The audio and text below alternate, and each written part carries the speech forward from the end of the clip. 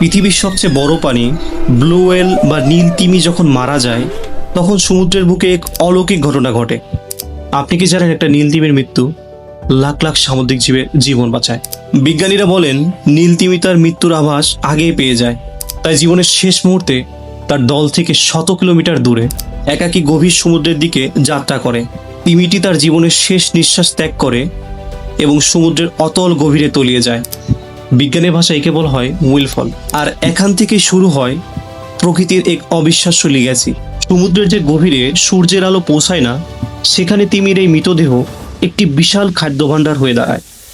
প্রথমে কয়েক মাস হাঙর, ইল এবং অক্টোপাস এই 100 টন মাংস খেয়ে বেঁচে থাকে।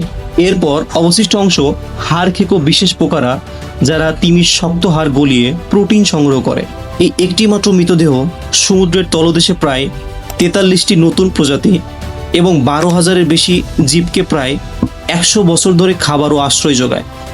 শুধু তাই নয়, বেঁচে থাকতে একটি তিমি বায়ুমণ্ডল থেকে বিপুল পরিমাণ কার্বন শোষণ করে, যা মৃত্যুর পর সমুদ্রের তলদেশে জমা হয়ে গ্লোবাল ওয়ার্মিং কমায়। তাই বলা যায় একটি নীল তিমি বেঁচে থাকতেও পরিবেশ রক্ষা করে, আবার মরে গিয়েও সমুদ্রের বুকে জীবনের এক নতুন শহর গড়ে তোলে।